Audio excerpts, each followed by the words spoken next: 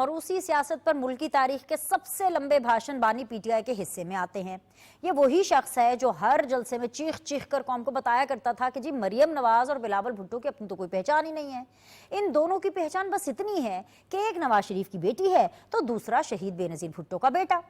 बानी पीटीआई हर जलसे में बिलावल भुट्टो और मरियम नवाज का मजाक उड़ाया करते थे और उनकी सियासी जद्दोजहद को मौरूसी सियासत का नाम देकर अपनी दुकान चमकाने की कोशिश करते थे।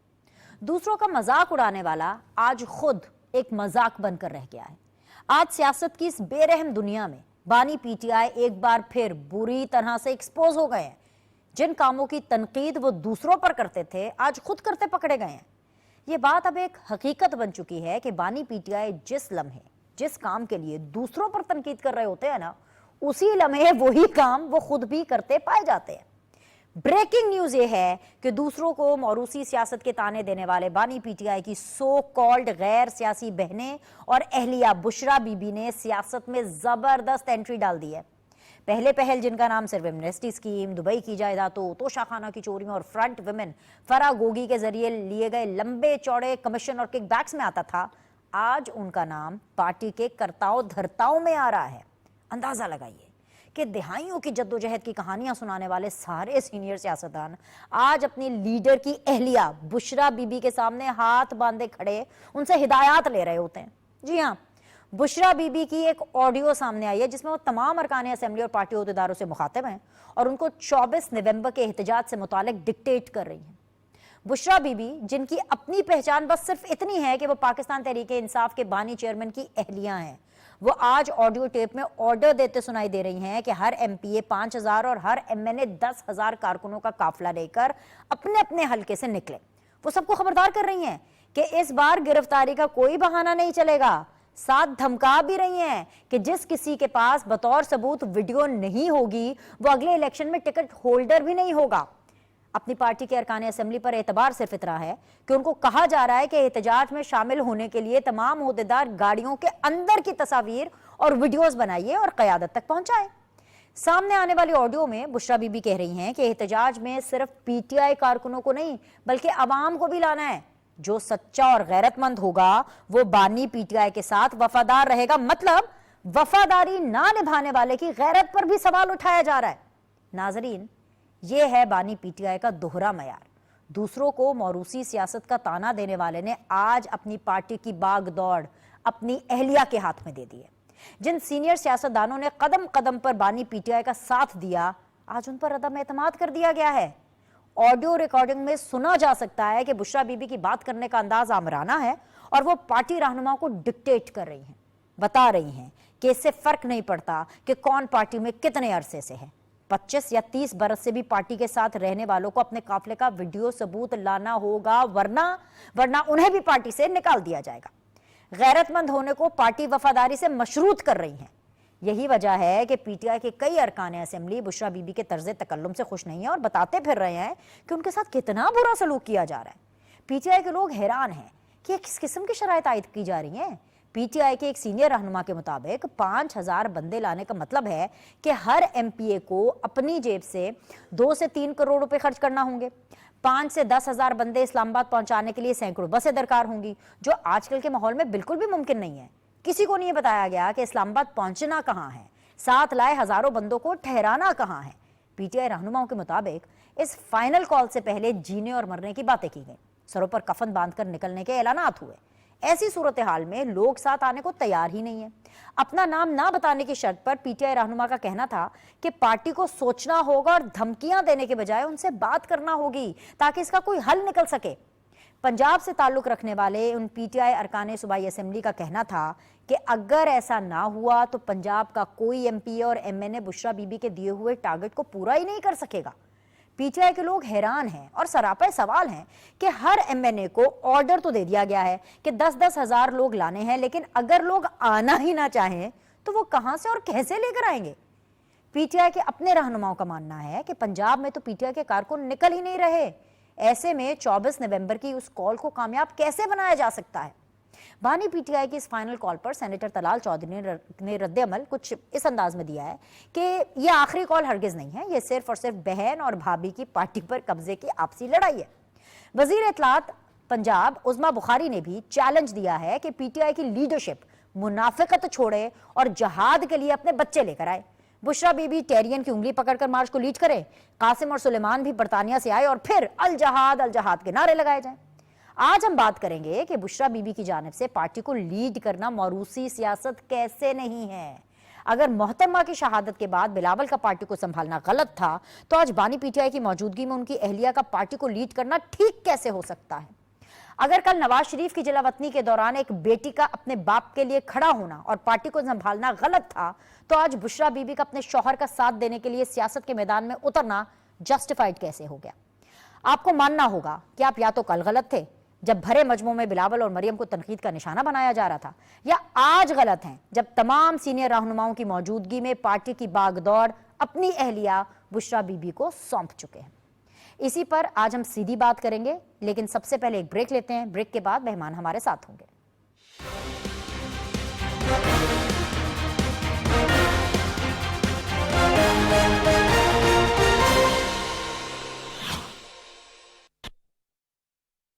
अपनी जिंदगी की कदर करें। बैरून मुल्क सफर के लिए मुल्की कवानीन पर अमल कीजिए।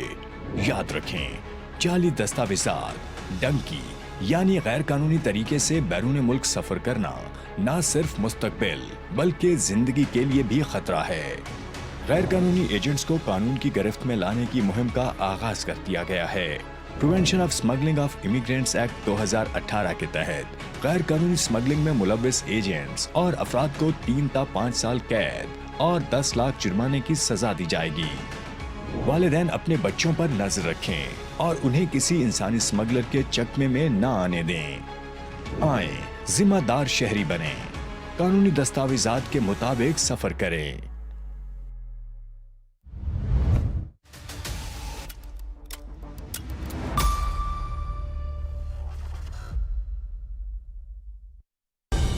दुरुस्त, हर वक्त बर वक्त।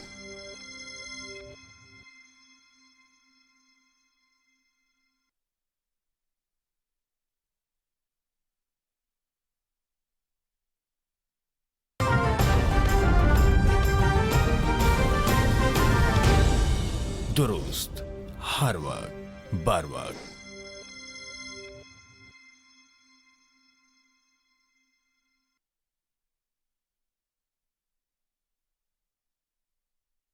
क़याम पाकिस्तान से आज तक हमारी कहानी, हमारी तारीख इबारत है एक जहदे मुसलसल से। दुश्मन की मुसल्लत की गई जंगें, दहशत गर्दी का नासूर, एटमी कुव्वत बनने पर लगाई गई बंदिशें, कुदरती आफात और सियासी बदअमनी। पाकिस्तान और पाकिस्तानियों ने इन सब मुश्किलात को शिकस्त दी है, तो हम फिर क्यों ना आगे बढ़ें एक होकर। मुख्तलिफ शोबों में सरमायाकारी के मौके, सीपेक जैसे मंसूबों के इम्कानात, हमारे नौजवान, कितनी वजह हैं हमारे पास पुर उम्मीद रहने की।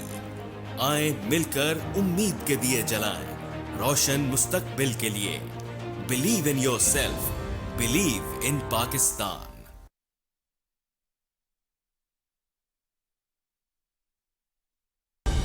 दुरुस्त, हर वक्त।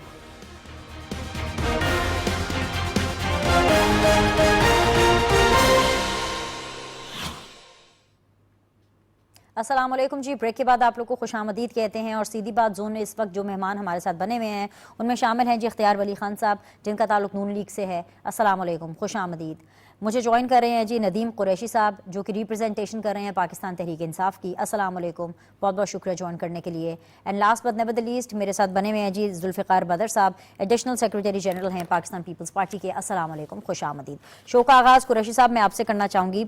आप और आपके लीडर बहुत तनकीद करते थे और शायद अभी भी करते होंगे। अभी भी अगर कोई बात करेंगे बिलावल के बारे में या मरियम के बारे में, तो आप यही बात करेंगे कि जी बिलावल भुट्टो जरदारी हों या मरियम नवाज हों, उनकी अपनी तो कोई पहचान नहीं है। एक बेनज़ीर शहीद का बेटा है और एक जो है वो नवाज शरीफ साहब की जो है वो बेटी है।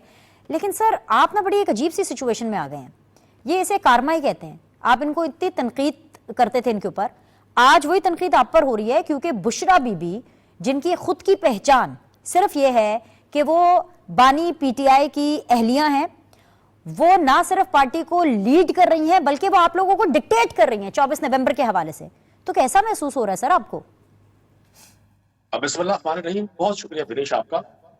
देखिए, आप अगर तहरीक इंसाफ के हालात और वाकयात और तहरीक इंसाफ की स्ट्रगल को पीएमएलएन और पीपल्स पार्टी की सूरत हाल से तकाबुल करेंगी तो हम बिल्कुल मुख्तलिफ सूरत हाल में हैं। पीपल्स पार्टी और पीएमएलएन में अपनी जो नई नस्ल थी उसको बाकायदा इंजेक्ट किया गया, प्लानिंग के तहत किया गया और 40 साल से हो रहा है।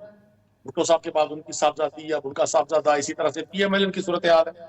तहरीक इंसाफ तो एक बहुत कठिन वक्त से गुजर रही है, एक तकलीफ से गुजर रही है। हमारे चेयरमैन इमरान खान साहब जेल में है, जमीर के कैदी है, मुख्तलिफ सियासी मुकदमात का सामना कर रहे हैं। पूरी हुकूमती मशीनरी एक जमात को ना सिर्फ दीवार से लगाने पर तुली हुई है बल्कि उनकी कोशिश और ख्वाहिश है कि जिस जमात ने उनको 8 फरवरी के इंतखाबात में शिकस्त दी वोट के जरिए, वो उस वोट को बिल्डोज करने के बाद अब उनकी ख्वाहिश है इस पार्टी को भी बिल्डोज कर दिया जाए।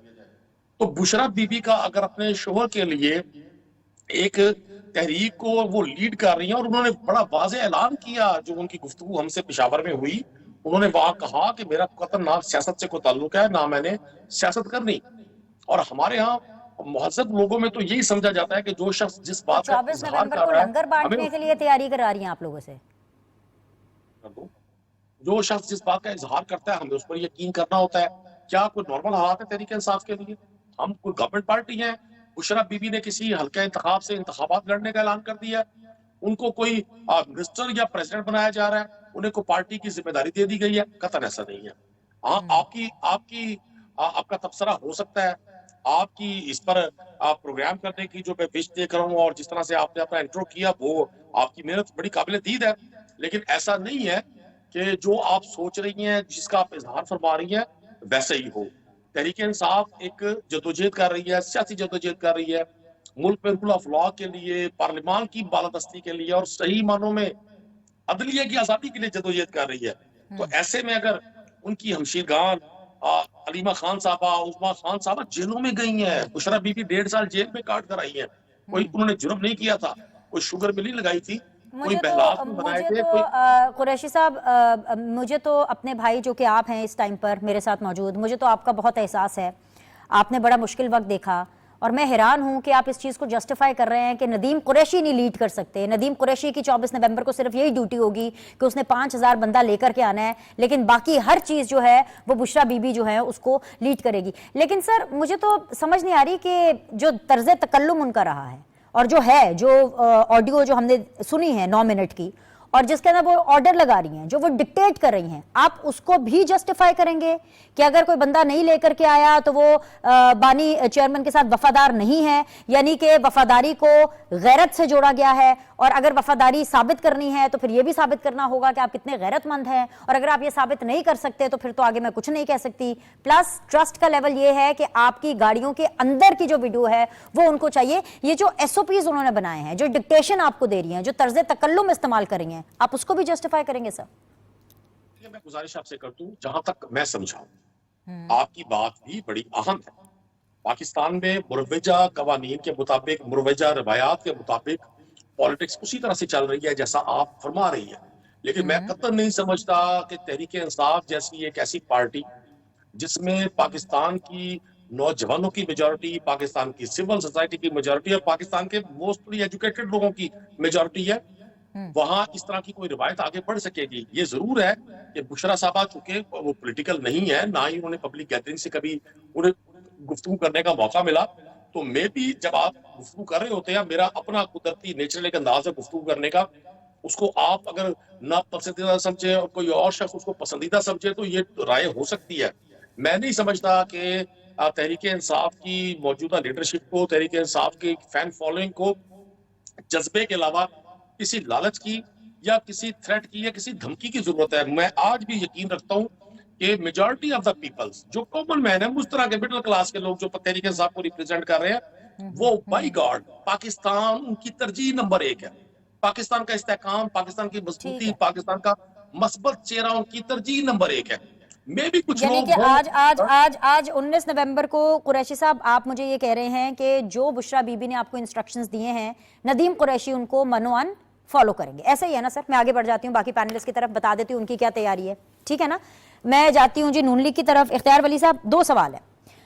अच्छा सवाल यह है कि जो आपकी पार्टी ने इमीडिएटली जो रिएक्शन दिया है, चाहे वो तलाल चौधरी साहब हों, चाहे वो अज़मा बुखारी साहिबा हों, उन्होंने तनकीद की है, ठीक है, काफ़ी हद तक उनकी तनकीद समझ में भी आ रही है कि ठीक है जी, अपने बच्चों को लाएं, टेरियन को लाएं, कासिम को लाएं, एक्सेट्रा एक्सेट्रा, या भाई और भाभी की सॉरी भाभी और नंद की कोई आपस में पार्टी को कब्जा करने की कोई लड़ाई है, व्हाट्सएवर। लेकिन सर एक और चीज़ भी है, और वो पहलू ये है कि अगर एक खातून जो कि साबिका खातून अव्वल हैं, जो कि बानी चेयरमैन की बीवी हैं, अगर वो सियासत में आना चाहती हैं, एक ऑल्टरनेटिव करियर अपनाना चाहती हैं, तो आपको तो इनकरेज करना चाहिए। सियासत में तो हमें खवातीन की जरूरत है, अच्छी बात नहीं है ये?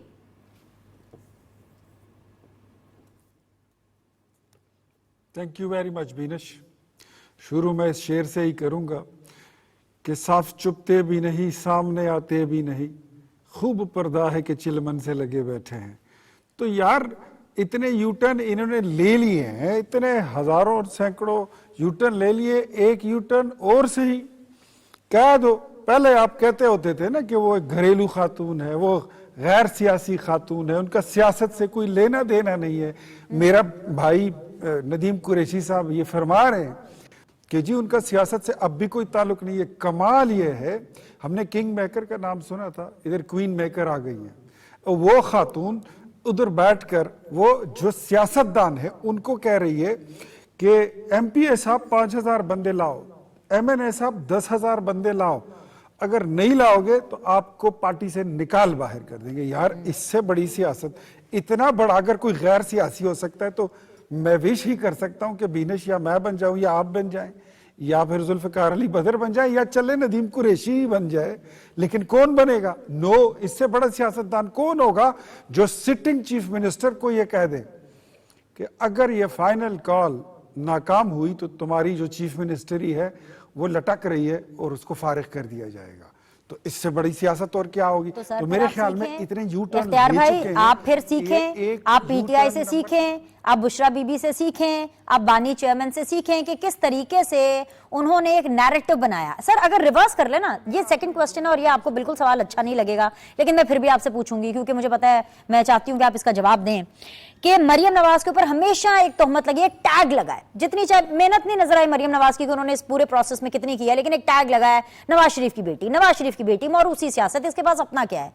सर अगर आप इसको रिवर्स कर लें, अगर इस टाइम के ऊपर बुशरा बीबी की जगह अगर मरियम नवाज होती तो जो बानी चेयरमैन है पीटीआई के, उन्होंने ऐसा बयानिया बनाना था, ऐसा बयानिया बनाना था कि आपको लग पता जाना था। जैसे अभी मेरे कान में कह रहे हैं हार्ट ब्रेक लेनी है, इसका जवाब सोच लें। मैं आके आपसे लेती हूँ, फिर पीपल्स पार्टी को भी करेंगे, छोटा सा ब्रेक लेते हैं, विल बी बैक।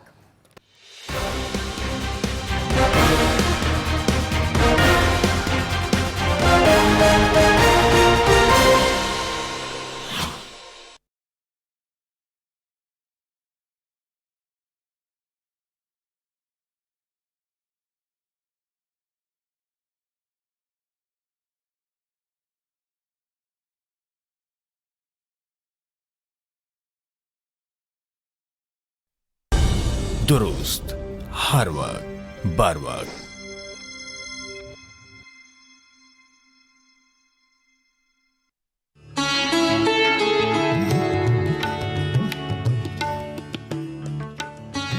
तेरी खुदी में अगर इनकलाब हो पैदा, अजब नहीं है कि ये चार सू बदल जाए।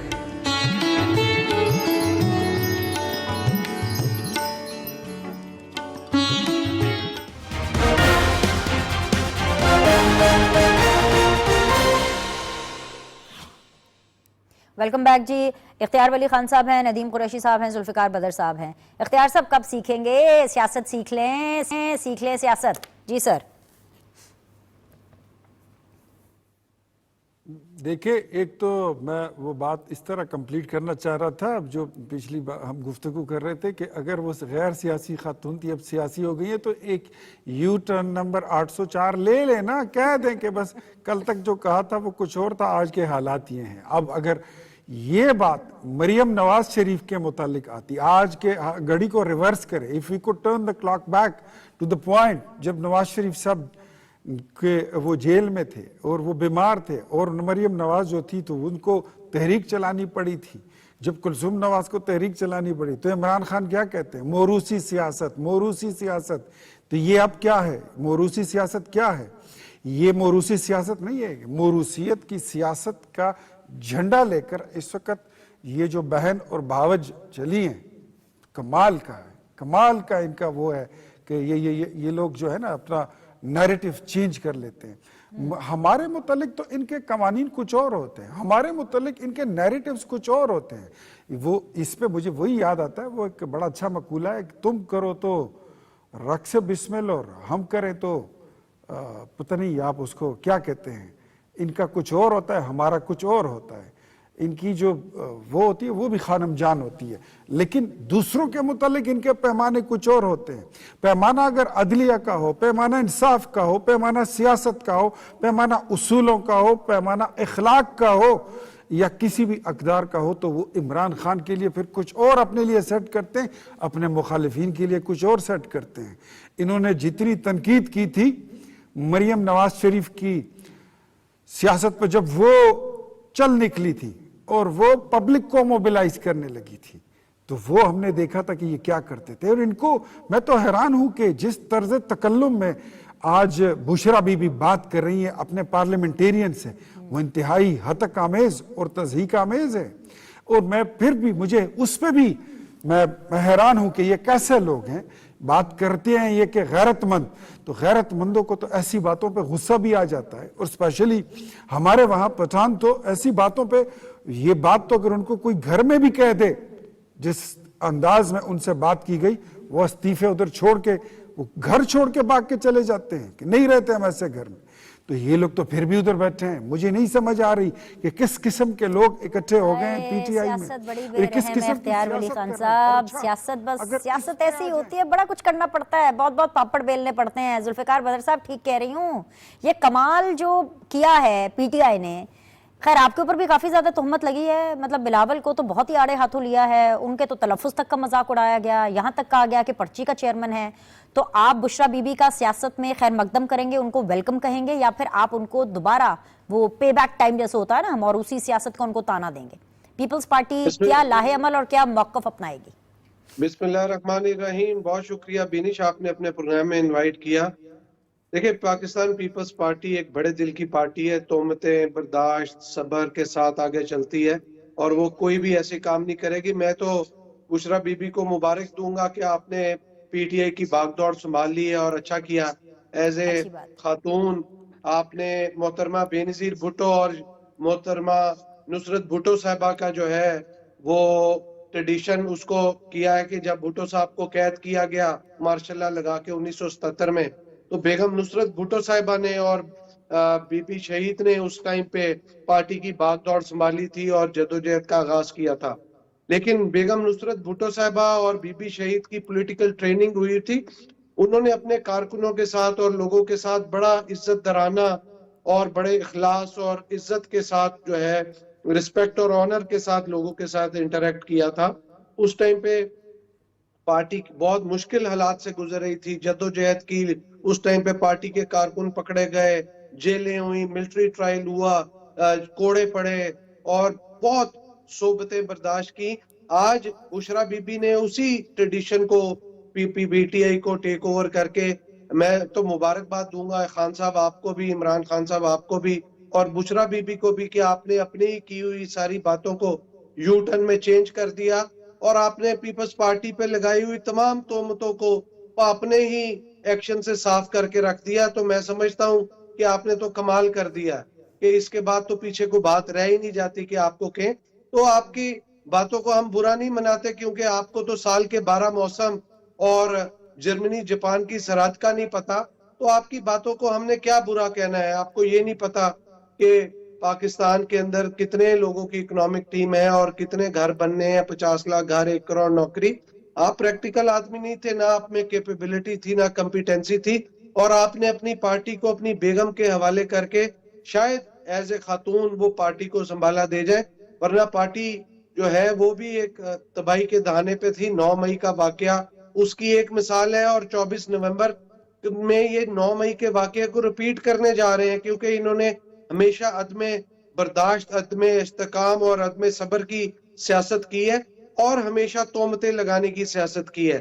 तो आने वाले टाइम में मैं समझता हूं कि 24 नवंबर को ये मुल्क के अंदर एक अनारकी और एक इस किस्म का जो लोगों का कट करने जा रहे हैं, जहां से भी ज्यादातर वो केपी से लोग आएंगे, उनको इकट्ठा करके एक मैसेज देना चाह रहे हैं कि हम पाकिस्तान के अंदर एनार्की फैलाने, हुकूमत को और सियासत और इकोनॉमी को डिस्टेबलाइज करना चाह रहे हैं। इससे अगर खान साहब ने अपने आजाद होने के लिए, अपने बाहर निकलने के लिए अगर कोई इकदाम करना था, तो कहना था कि अपने वकीलों को कि अदालत आलिया या अदालत उज़्मा से राब्ता करें। अगर इनको 26वीं आईनी तरमीम से कोई प्रॉब्लम थी, तो इनको चाहिए था कि अपने मेंबर पार्लियामेंट के साथ बात करे, दूसरी पार्टियों के साथ बात करे, ताकि पार्लियामेंट के अंदर जो 2/3 अक्सरियत पैदा करके या 26वीं आईनी तरमीम को होने देते या उसको रोकते।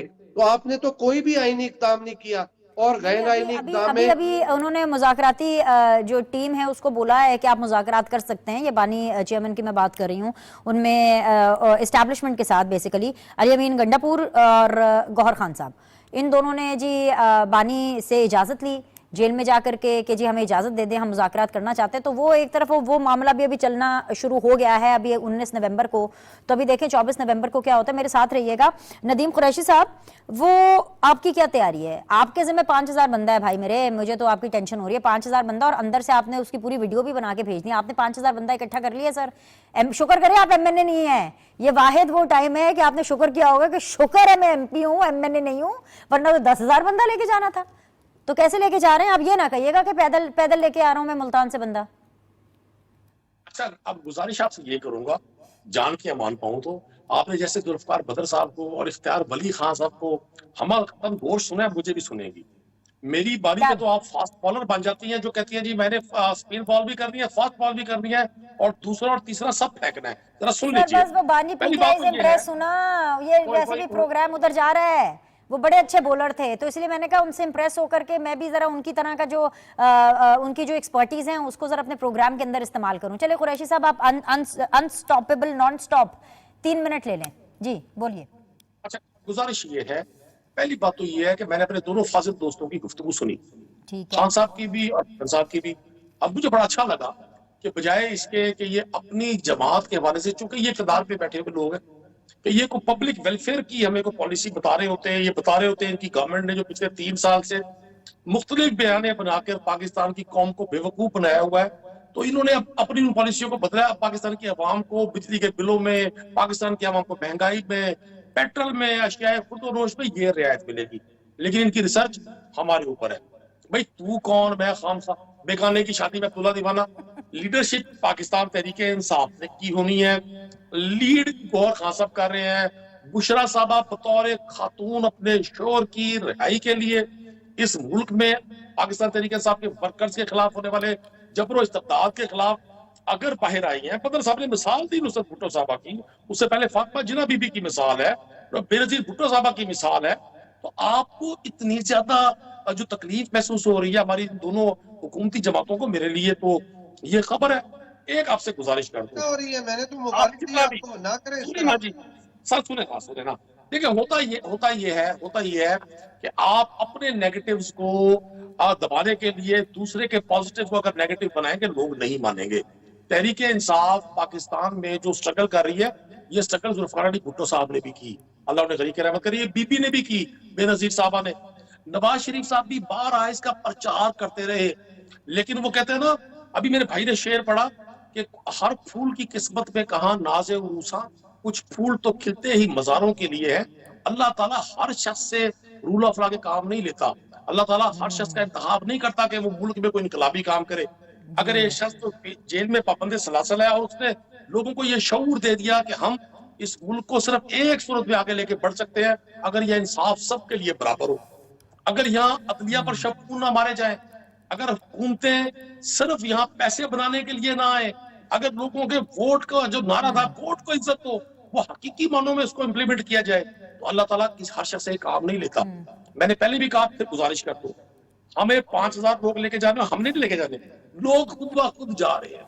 और वो शख्स जो आज बिजली के बिल की सूरत में उसकी गर्दन पर हर महीने जो महंगाई ठीक की है छुरी कुरैशी चलती है, साहब, 3 हर मिनट आपके वक्त हो गए हैं पूरे। अब इन 3 मिनटों के लिए मैंने आपसे कुछ सवाल भी पूछना है सर, तो जान के अमान पाऊं तो इजाजत है सर, पूछ लूं? मुझे आप अपना बताएं, मुझे आपका स्ट्रेस हो रहा है सर। 5,000 बंदा पूरा है कि नहीं? बताएं हम क्या खिदमत कर सकते हैं आपके लिए। नेशनल टीवी के ऊपर बताइए कि क्या आपकी तैयारी है, कोई मैसेज देना है आपने बंदों को, कहाँ इकट्ठा करना है, कैसे बैठना है, कि किस तरह आ रहे हैं? अगर बसों में आ रहे हैं जिसकी आपने वीडियो अंदर से बना करके बुशरा बीबी को भेजनी भी है, तो आपको तो कोई 150-200 बस लग जाएगी कि क्या? मतलब सीन क्या है, मुझे बताएं ना, अपनी तैयारी के बारे में बताएं। छोड़े इनको तो आप हर प्रोग्राम में जवाब देते ही रहते हैं ना, मुझे अपनी 24 नवंबर की तैयारी के बारे में बताएं। पिछले 2 सालों में पाकिस्तान तहरीक इंसाफ ने तमाम तर नामसाइद हालात के बावजूद, जो आज तक किसी सियासी जमात को जो मुश्किलात फेस नहीं करनी पड़ी, वो सारी मुश्किलात फेस करने के बावजूद अपने पुरअमन एहतजाज को अवाम के जोर से कंटिन्यू रखा है। बसें भी आएंगी, लोग भी आएंगे, इस बार हजारों नहीं होंगे, लाखों की तादाद में लोग होंगे। अच्छा, आप जरा पंजाब हुकूमत को कोई चिट्ठी लिखे सरकार के इस टीवी पर बैठकर, उन्हें फरमाएं, वो जो अभी लंदन और जेनेवा यात्रा करके सर वापस आप आ पहुंचे तो हैं रहे हैं और सरकार को, उन्होंने मुझे चिट्ठी लिखने की क्या जरूरत है? आपकी बात डायरेक्ट जा रही है सर, बराह रास्त जा रही है। लेकिन मुझे बताएं, वो जो सारे लाखों के लोग, जो बंदे आ रहे हैं, लाखों के बंदे, वो सर कहाँ बैठेंगे इस्लामाबाद में? कुछ हमें भी बता दें, हम भी पहुंच जाएं कवरेज के लिए। कहाँ बैठना है? सेंटर पॉइंट क्या है आपका इस्लामाबाद में? किधर आप लोगों ने इकट्ठा होना है? अगर समा खराशी हो तो मुझे ऐसा तो करने देना जी। मैं गुजारिश ये कर रहा हूँ, आप पंजाब हुकूमत को ये भाषण दे कि जिन्होंने आज से लिस्टें बनाकर किसानों को फराहम कर दी हैं। अभी आज जो स्मोक था उस पूरे फेज में पंजाब की पूरी एडमिनिस्ट्रेशन पर चीफ मिनिस्टर के जेनेवा और लंदन के सर्द मौसमों को एंजॉय कर रही थी, लॉन्ग कोट्स पहन के। अब वो जैसे तशरीफ लाई है, उन्होंने ये भी पूछा कि पंजाब में कितने लोग कत्ल हुए हैं, पंजाब में कितने डाके पड़े हैं, पंजाब में कितने घरों को लूटा गया है, पंजाब की सरकारी मशीनरी सुबह से शाम तक किस तरह से लोगों की गर्दन अजनी कर रही है, रिश्वत के बाजार गर्म किए हुए। उन्होंने आकर कहा जी सिर्फ तहरीक इंसाफ को पकड़ लिया जाए, इनके किसी वर्कर को न छोड़ा जाए। नहीं, लेकिन नदीम कुरैशी साहब गिरफ्तार मत हो जाइएगा वो, क्योंकि बुशरा बीबी कह रही है कि गिरफ्तारी का बहाना नहीं चलेगा। ये तो और आपने डेडली बात कर दी, अगर आप गिरफ्तार हो गए तो टिकट नहीं मिलनी अगली आपको। अब गुजारिश करूं, जो लोग बड़े मकासद के लिए मूव कर रहे होते हैं, बिनिश साहबा, आप बातें बहुत बड़ी बड़ी करती हैं, बड़े लोगों को पढ़ा भी करें। जो लोग बड़े मकासद के लिए जदोजहद करते हैं, उनके लिए ये मकसद छोटे हो जाते हैं। टिकटें अच्छा, ना यानी टिकटें आपको हमें टिकट मिले ना मिले कोई प्रॉब्लम नहीं है। देखिए मेरी बात सुनो, चले जी बहुत हो गया सवाल जवाब का सेशन। नदीम कुरैशी साहब, आप तो सियासत की मजबूरी में, टिकट की मजबूरी में, लीडर की मजबूरी में, लीडर की बेगम की मजबूरी में, वो नई सियासत में आ रही है, जो भी आपकी मजबूरी होगी सर, आप शायद ये बात ना कर सकें, लेकिन मैं आपका मुकदमा जो है इस नेशनल टीवी के ऊपर से आवाम को जरूर पहुंचाऊंगी, खासतौर पे पाकिस्तान तहरीक इंसाफ के सपोर्टर्स को।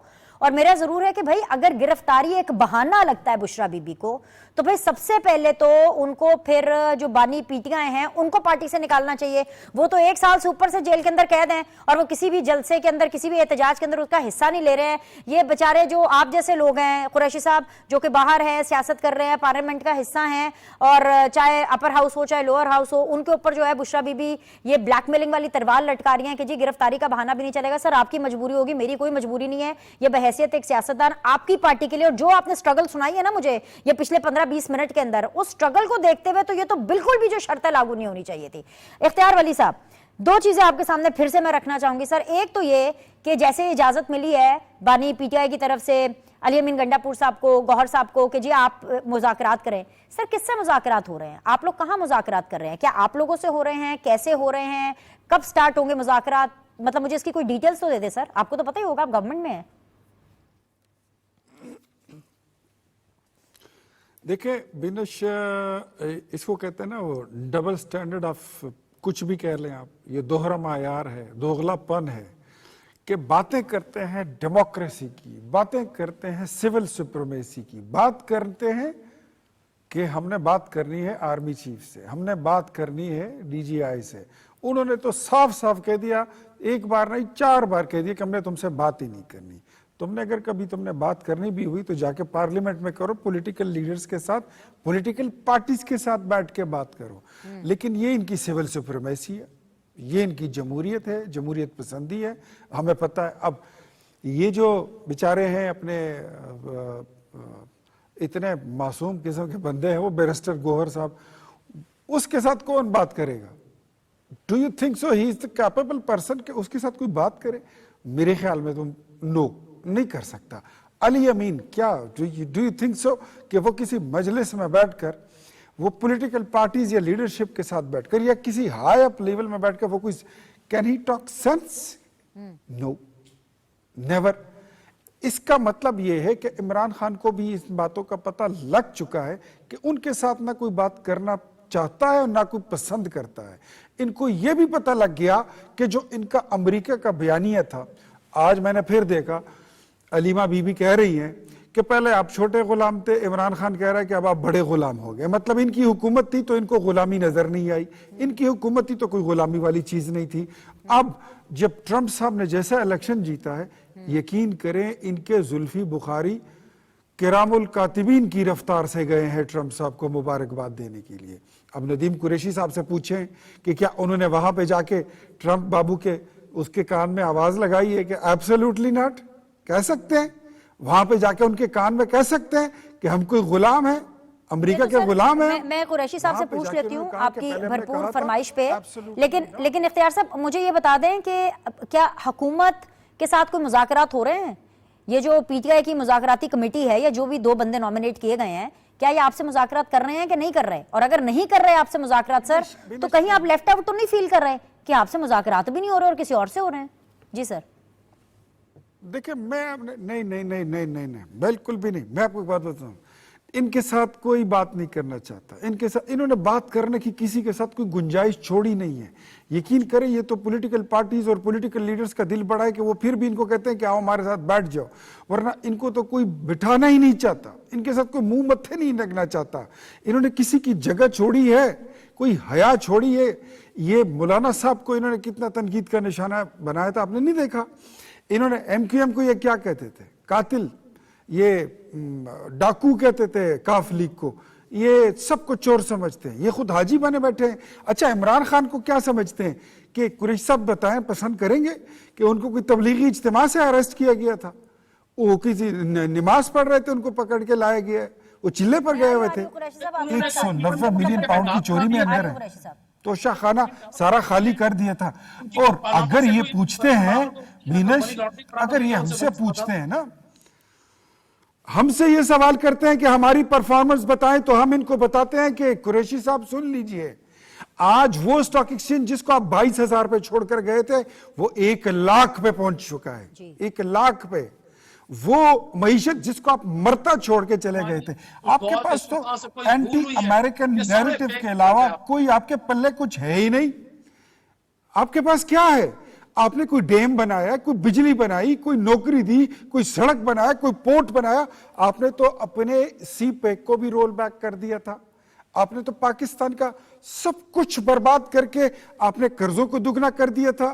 इस तरह कश्मीर को इस तरह ये पकड़कर तश्तरी में रखकर आपने इंडिया के हवाले कर दिया और कहते थे कि 1 मिनट के लिए खामोशी इख्तियार करें और 2 मिनट के लिए जमीन पर लेट जाएं।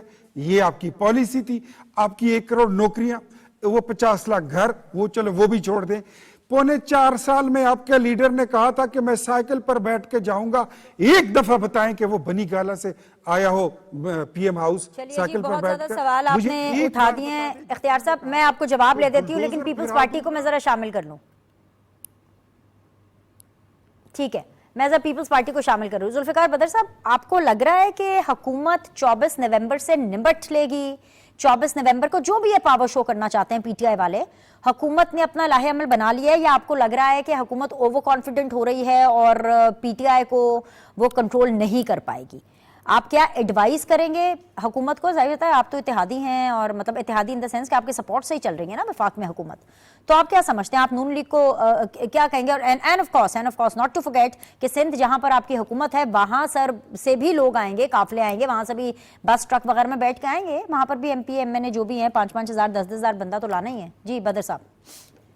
एक तो पहली चीज बीनिश के सिंध और बलूचिस्तान से कोई नहीं आ रहा, बिल्कुल आटे में नमक के बराबर थोड़े से लोग शायद कोई गलती से बगैर बताए आ जाएं।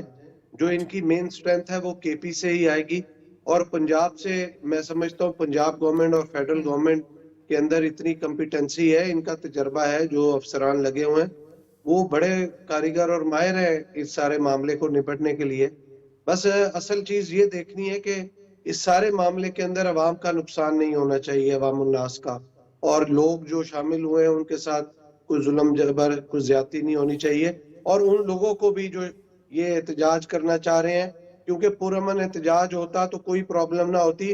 9 मई के वाक़े ने एक दफा फिर से सबको चौकन्ना कर दिया है कि अब 24 मई को, जब 24 नवंबर को जब ये काम बाहर निकलेंगे, अवाम सड़क पे आएंगे, पीटीआई के लोग, तो वो फिर 9 मई का वाकया रिपीट करना चाहेंगे। और मैं नहीं समझता कि कोई भी हुकूमती इदारा, लॉ इन्फोर्समेंट एजेंसी या कोई भी ऐसा कोई वाकया दोबारा रिपीट करने दें। तो मैं समझता हूँ कि हुकूमत और स्टेट की रिट जो है वो चैलेंज नहीं होगी और हुकूमत इनको आड़े हाथों लेगी। ठीक है, ये कुरैशी साहब आपने सुन लिया पीपल्स पार्टी का तज्जिया, या आप कह लें इन्फॉर्मेशन भी, क्योंकि साथ ही है वो आपको ये मौका नहीं दिया जाएगा कुरैशी साहब। और जो सवालात इख्तियार वली खान साहब ने उठाए हैं उनका भी आप जवाब दे दीजिए। जी सर। देखते हैं, इख्तियार वली साहब जो है ना जी, इनकी कोशिश ये होती है कि ये कासा नेसी में अपनी पार्टी में जो कंपटीशन है इनके इस वक्त, नून लीग का ये एक अलविया रहा है कि यहाँ जो जितनी ज्यादा खुशामद करता है वो उतनी जल्दी प्रोमोट होता है। हालांकि इख्तियार वली खान साहब बड़े शानदार शख्स है, ये इसके बगैर भी इन्होंने प्रोमोट हो जाना है। मुझे हैरानी है, ये फरमाते हैं कि जी इमरान खान साहब को किसी तबलीगी जमात के इज्तिमा से उठाया गया, नहीं उठाया गया। लेकिन उस शख्स को कहां से उठाया गया? जब वो रहमतुल्लाह आलमीन अथॉरिटी बना रहा था, जब वो शख्स यूएनओ में नबी पाक सल्लल्लाहु अलैहि वसल्लम की नामूस के हवाले से गुफ्तगू कर रहा था, जब वो शख्स इस मुल्क के गरीब आदमी को ये बता रहा था कि इंसाफ जब तक सब तबकात के लिए नहीं होगा वो इंसाफ नहीं मुनाफिकत होगी, जब वो इस मुल्क के किसान को, हारी को, आम आदमी को कोरोना से बचा रहा था, जब इस मुल्क में पनाहगाहें और लंगर खाने बन रहे थे, जब इस मुल्क का स्टॉक एक्सचेंज जनवनी ऊपर जा रहा था, जीडीपी जनवनी बढ़ रहा था, लोगों की फॉरेन रेमिटेंसेस, बैरून मुल्क पाकिस्तानियों का एतमाद इस सिस्टम पे बढ़ रहा था। मैं अपने भाई से पूछूंगा, क्या इमरान खान साहब पर कोई मनी लॉन्ड्रिंग का केस बना है? कोई मकसूद चपरासी आया सामने अभी तक जिसने कहा जी मैंने इमरान खान के अकाउंट में 10 अरब रुपए जमा करवा दिया या 50 अरब जमा करवा दिया? आपके तो स्कैंडल्स भी सर वो है आपकी जमात के, इन्होंने कह दिया हमने डैम फराग होगी को भूलिएगा नहीं सर, बात मुकम्मल करना, बस ऐसे आपको याद कराना था। मैं तो फिनिश तवक्को आपसे कोई रखता हूँ, आप इख्तियार वली खान साहब को और मेरे भाई जुल्फिकार बदर को ऐसे सुनती है ना तवज्जो से, ऐसे तो घर में यकीन करें मुझे कोई तवज्जो से नहीं सुनता, जितनी तवज्जो से आप इन दोनों आपको तो शायद नहीं सुनते होंगे घर में तवज्जो से सर, लेकिन मैं उनको सुनती भी हूँ और फिर उनको सुनाती भी हूँ। मैंने सबसे दो सप्लीमेंट्री क्वेश्चंस भी पूछे हैं, शायद आपने वो सुने नहीं है। जी मुकम्मल कर लें सर। इख्तियार वली खान साहब ना, मुझे इनसे प्यार बहुत है, क्योंकि हम पख्तूनों से वैसे बड़े प्यार करते हैं। तो इन्होंने अपने सारे पख्तून भाइयों पर इल्जाम लगा दिया कि जी वो तो घर में खवातीन की सुनते ही नहीं। इन्होंने एक बहस छेड़ दी है, इस पे बाद में किसी प्रोग्राम में करेंगे। इन्होंने फरमाया हमने डैम्स बनाए, हमने फला बनाया, कुछ नहीं बनाया आपने। पाकिस्तानी आवाम को पता है, आपके लीडर्स ने, मेरी आपसे मुराद ये जाती तौर पे नहीं, इनकी जमात की लीडरशिप, उन्होंने सिर्फ माल बनाया, पाकिस्तान के वसाइल से माल बनाया। अगर माल ना बनाया होता तो पाक पंजाब की वज़ीर आला को इलाज के लिए बैरून मुल्क ना जाना पड़ता, या काश को अच्छा हॉस्पिटल होता, या इनके बच्चे एजुकेशन के लिए बाहर ना जाते। बुलाए, मंगवाए, जुनैद सफदर बच्चा है हमारा, उसकी डिग्री मंगवाए, बिलावल साहब की डिग्री मंगवाए। भाई जो इस मुल्क के एजुकेशन सिस्टम पे भरोसा नहीं करते, जो इस मुल्क के हेल्थ सिस्टम पे भरोसा नहीं करते, जो इस मुल्क की कासिम और सुलेमान की भी मंगवा लेते हैं, लेकिन बिलावल की डिग्री का और इनकी डिग्री का जवाब तो इनकी पार्टी भी देंगी ना। लेकिन मैं वैसे ऐसे पाकिस्तानी सर, मैं ऐसे पाकिस्तानी कासिम और सुलेमान की भी डिग्री देखना चाहूंगी। बात मुकम्मल कर लें। जी सर।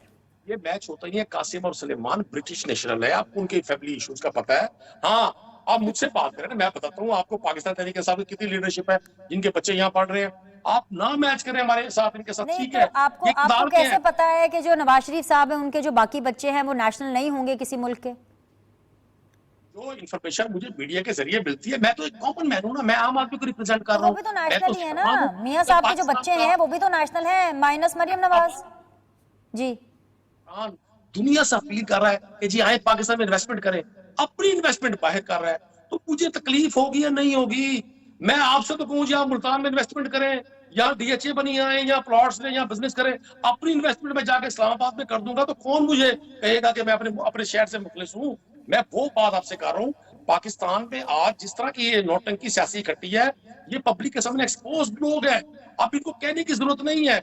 मुझे 5000 लोग इकट्ठे करने का टारगेट जरूर मिला, लेकिन 50,000 लोग जाने के लिए तैयार है। हर शख्स ये समझता है कि मौजूदा हुक्मरान पाकिस्तान के लिए मसाइल की जिम्मेदार है, पाकिस्तान के वसाइल पर मैं ये लफ्ज पीटीवी पे इस्तेमाल नहीं अच्छा, करना चाहता। आपने नदीम भाई, आपने एक काम जरूर करना है। मैं चाहती हूँ कि इस प्लेटफॉर्म के तहत, और वैसे भी आपसे इतना पुराना ताल्लुक है, आप सीधी बात के साथ इतने सालों से जुड़े हुए हैं, वो जो आप वीडियो बनाएंगे ना 50,000 लोगों की, 5,000 नहीं 50,000 लोगों की आप बात करें ना, जो भी आपके लोग इकट्ठे होंगे, वो आपने खाली बुशरा बीबी से शेयर नहीं करनी। आपके पास मेरा व्हाट्सएप नंबर है, आपके पास मेरी टीम का, आपने वो मुझसे भी शेयर करनी है, और मैं वो टेलीविजन पे पीटीवी न्यूज पर चलाऊंगी कि वो जो आपने वीडियो मेरे साथ शेयर करेंगे। ठीक है, ये वादा रहा, ये एक बहन का एक भाई के साथ वादा है, और भाई भी ये वादा करे कि आप ये वीडियो मुझे भेजेंगे सर।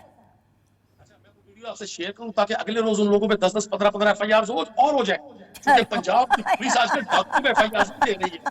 पंजाब की पुलिस आजकल डाकुओं और चोरों पे, क्रिमिनल्स पे एफआईआर नहीं दे रही है, पॉलिटिकल वर्कर्स पे, सॉफ्ट टारगेट पे। ये पहली हुकूमत देखी है मैंने जो पब्लिक वेलफेयर की बजाय, गुड गवर्नेंस की बजाय सियासी मुखालफिन की गर्दनजनी पर तुली हुई है।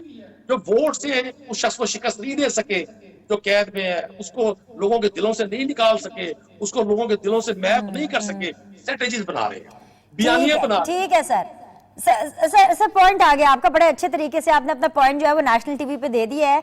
जुल्फिकार बदर साहब ये देख लें कितनी ज्यादती कर रहे हैं। वो 5,000 क्या, वो 50,000 बंदा लाना चाह रहे हैं, लेकिन छुपा कर लाना चाह रहे हैं। फिर भी आप लोग जो है ढूंढ ढूंढ के उनके लोगों को आइडेंटिफाई करेंगे। और भाई वो बिलावल की डिग्री का बहुत शौक है भाई, दिखा दे डिग्री बिलावल से, दिखाई अपनी डिग्री क्या है, दिखा दें। देखिए ये बिलावल साहब की भी डिग्री देख लें और इमरान खान की भी देख लें कि बिलावल साहब ने कितने परसेंट मार्क्स लिए थे और इमरान खान ने कौन सी परसेंटेज हासिल की थी।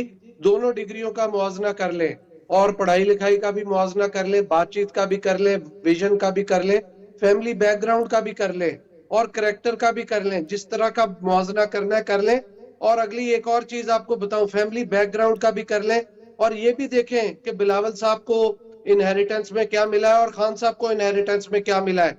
और खान साहब ने जहेज में, बिलावल साहब की तो अभी शादी हुई नहीं, खान साहब ने जहेज में जमैमा खान से कौन सा फार्म हाउस लिया था और कौन से अलीम खान साहब और जहांगीर तरीन साहब खान साहब को पालते पोसते बड़ा करते थे। और खान साहब की भी इनकम बताएं कि उन्होंने सारी जिंदगी में कौन सी नौकरी की है, कारोबार किया, उनका सोर्स ऑफ इनकम क्या था। खान साहब के बारे में एक एक चीज बताएं कि खान साहब के पास तजर्बा क्या था। खान साहब के पास पढ़ाई की, एक बीए की 3rd क्लास डिग्री लेने ऑक्सफोर्ड से, उसके अलावा क्या खान साहब के पास तजर्बा था। ना उनके पास कोई कैपेबिलिटी थी, ना कॉम्पिटेंसी थी। जुल्फिकार साहब, ये आपका जो पर्सनल एक जवाब था वो तो आ गया। अब आप मुझे ये बताएं कि कब तक आप इन पर एफआईआर काटते रहेंगे? इसी तरह काटते रहे तो ये लोग इनकलाब कैसे लाएंगे? आप इनके इनकलाब को लाने से क्यों रोक रहे हैं सर? देखिए, इनको बिल्कुल नहीं रोकेंगे। पाकिस्तान पीपल्स पार्टी समझती है कि तमाम पॉलिटिकल पार्टीज का ये राइट होना चाहिए कि वो जलसे जुलूस लॉन्ग मार्च करे, लेकिन तहरीक इंसाफ के दोस्तों का एक अलमिया बन गया कि 9 मई के वाक़े के बाद कोई नहीं समझता कि ये कोई पुरअमन जो है जलसा जुलूस करेंगे। इनका पुरतशद्दुद ही होगा और इन्होंने कहीं ना कहीं आके कोई ऐसा इंसिडेंट क्रिएट करना है जो कि मुल्क और कौम के लिए बाइसे शर्म बने और उसकी दुनिया में जो है उसके ऊपर नदामत हो। Point is been clearly taken. आज के लिए तमाम मेहमानों का शुक्रिया। आप लोगों से इंशाल्लाह ताला कल मुलाकात करेंगे। देखते रहिए सीधी बात बीनर सलीम के साथ ऑन पीटीवी न्यूज़।